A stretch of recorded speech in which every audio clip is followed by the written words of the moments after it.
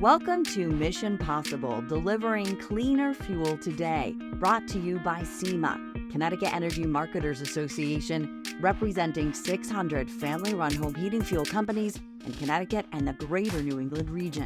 Today's episode was recorded live from the Southern New England Energy Conference in Newport, Rhode Island, and highlights how our members are delivering a cleaner, greener fuel today. Our next guest on the podcast is Catherine Erasmus, Taylor Energy and East Windsor. Thank you so much for joining us on this edition, Catherine. Welcome to the show. How are you? Thank you. Doing okay? I am. Great. So let's. Beautiful place. It really is. I love Newport. I have to say, I think Rhode Island is one of my favorite states. It's I just would agree. water everywhere. It's beautiful. Taking the two bridges here from Connecticut, and it's just quite the view, right? So, what a great place to talk about the future of our industry, the home heating fuel industry, and how we're changing. But first, it is interesting to hear the history. So take us through the history of your company. Tell us a little bit about your story. Sure. I am third generation in the energy business. I started with a family company. I separated from them and I purchased Taylor Energy. Taylor Energy has been a staple in Broadbrook area. It is 86 years old. It started pretty small down on Main Street. It moved, added storage. We're on the Buckeye Pipeline. We added HVAC. So it is completely evolved. And then this past May, I have added another area. We are now in Norfolk, Connecticut, and we have A.B. Lozano. Wow. So you're out in Norfolk, Yes. and that's kind of close to my hometown. I grew up in Hartland, Connecticut, went to high school in Winston. So yes, we were in Norfolk quite a lot. Yeah. So wow, you're expanding your business in the region, but also expanding your business and the product that you sell when we're talking about home heating fuel. Tell us a little bit about that. A lot of people think when they think about home heating fuel, there's this image of what it is, and it's not accurate. The way that we're doing business today has dramatically changed. So talk about that. Sure. I remember when I was a kid working for my family, I would be out back just walking around the old trucks and I would go hunting for coal and I would find it in the dirt. And that's how it started. It started with heating oil and coal. And then it went to, we changed our sulfurs to a lower sulfur. Now we're up to a B20. We're selling a B20 fuel, which is 20% renewable. And it's a fuel that you don't have to change any of your equipment for. Your pocketbook isn't going to be affected by it. It's really something special that everybody can participate in. And just for a little background, the B20, we're talking about a 20% biodiesel blend. Biodiesel is renewable. It is taking food scraps, well, I should say like used cooking oil, soybean byproducts, stuff that would end up in the landfill. It is turned into a heating fuel, and it's green and renewable, and one of the biggest manufacturers is right here in New Haven. So the heating fuel that you're using today is hardly anything from those days where you remember finding, coal. That those days are gone, right? Completely gone. Where we could move faster. However, we're at a good pace. People are participating. They're not seeing any changes. It's clean. The filters are clean.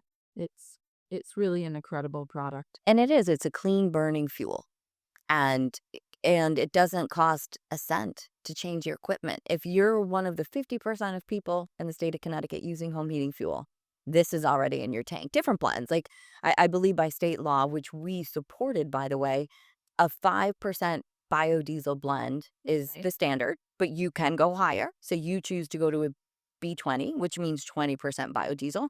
And you're I don't know, by 2035, I believe it'll be a 50% blend or thereof. So the direction that our industry is moving is very promising. And your customers, what do they say to you? Do they understand it? Do they want more? Tell me about that. So I think they're just used to it, and it's what we've been doing. Um, and when we're at fairs or events, we do explain it. Um, but I think it's just now the norm. We need to really just keep up the conversation. We've always been a step ahead of the ask.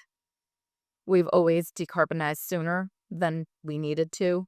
We've always brought the product to the consumer before it was a major issue. And these are small mom and pop shops. Connecticut, our fuel retailers are locally owned, and we're retailers, meaning we sell the product. We don't make it. Well, of course, we're selling In multi-generation. and multi-generation. So you care about the community that you serve. Absolutely. Tell me any stories that stick out of customers that you've helped or that have really left an impact on you? I think just this industry in general really likes to come together, not necessarily focusing on bio, but the need for the consumer. I had a customer um, in summers, and he just was in a situation where he was going for surgery. His wife was going for surgery. His dog was just diagnosed with diabetes, and he was just in the bad spot at the moment. His boiler cracked, leaking all over. And we all came together with Oil Heat Cares, which is a program with LESP. And we were able to get him a boiler donated along with the burner from Carlin, who donated it. And I had 2 technicians donate their time to install this boiler for this gentleman and family. Wow. So he was going through a rough time. His wife was. The fact that you even know his dog was diagnosed with diabetes, that right there shows you the personal connection that you do have with your customers. And with all due respect to the utilities, without naming any by name, I just can't imagine that same kind of customer service. I It's it's not. no, It's not the same, this is very different. We're in a very special industry. right? Um, what has you concerned? What are your concerns? Not necessarily with our industry, but the state of the state here in Connecticut as far as the push to electrify the economy and leaving one choice. And as I always say, one choice is really no choice for It is consumers. choice. I'm all for consumer choice. I believe that you need to do what is right for your family. And sometimes that isn't electrification. Sometimes it isn't natural gas. Sometimes it isn't heating oil. And you have to do what is right for your family and your family's budget. And you should have the right to make that choice, 100%. not the government making the choice for you. And actually on our school side at NTAC and even our home heating fuels side, our technicians do install more electric heat pumps than anyone in Connecticut. Like We, that's a known fact. So there is no agenda here as far as um, it's only fuel. We're saying all along that you need a few possibilities, use several possibilities because go we ahead always remind our customers to use backup heat with a heat pump. with a heat pump. And why is that? So if you're going to do a mini split system, it is only rated for a certain temperature. And then you're going to lose the ability to heat your home at 100%. That is when you're going to use heating oil or natural gas or propane to heat your home. And when you say mini split, explain that in layman's terms. Sure. So those are the boxes on your wall, and the little so basically you have a condenser on the outside and you have the box up on your wall, and you can do heating or cooling typically. Some in the past it was only cooling, but they've come a long way. And yes, they do go to 14, 10 degrees, but then you're going to start losing that 100% on the temperature that you're using. So if you're at, I don't know, 70 degrees, it won't be able to keep up. So And don't forget, that also runs. if you're at 7 degrees, it won't keep up, correct? If you're in home set at 70 degrees, it won't be able to maintain that 70 degrees when your temperature outside is dropping. The constant pushback from the state in efforts to electrify the economy. What do you want people to know about that? I just think it's important that people voice their opinion to their representatives. If they are uncomfortable with what is being pushed, they really need to write a note. People, I found the representatives are very helpful. And So to find your state rep, it's easy enough to do. Google your town and it'll show up who your state rep is, and you can actually see their email and how to contact them. that's right. But they do want to hear from their constituents. And Absolutely. case in point, this summer when the electric bills started arriving in the mail with the public benefit charge, which we do not have, by the way, people were upset. And It was upset. I was upset. And, I'm a single mom trying to put my daughter through college, and my public benefit charge, $90, $100. It was more than, it was at 30 to 40% of my, Yes. bill. That's right. That money could have been put to a lot of other things. So Absolutely. people were surprised because it wasn't what we were told it was going to be. Oh, it'll increase your bill $8. That did not happen.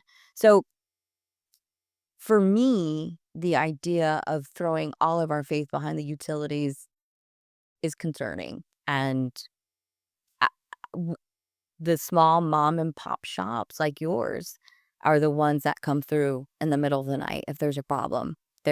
Your company is going to go help someone. Your company is going to go to bat for someone who's going through a rough time, which you have.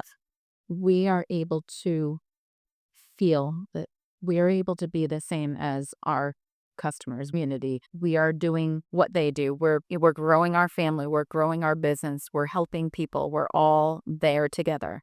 And utilities are so large that they're so disconnected. Anything else you'd like to say? Well, let's talk about what you're excited about for our industry and the future. How does the future look to you? Yeah, absolutely. I think our future is very bright. So our manufacturers are coming together and they're making sure our burners and our filters are 100% B100. And they tested and they've released it, and we're all becoming one large team for the same effort. So when we say B100, that means 100% biodiesel. That's right. That's 100% renewable green liquid fuel. Yes. Is impressive to me is the action that we're taking right now, and that we are really close to being 100% renewable. So Catherine, thank you so much for joining us here on our podcast, Mission Possible. We really do appreciate your time. Thank you. And thank you for listening to Mission Possible. Be sure to tune in next time to hear more stories on how our members are making a difference. We'll see you then.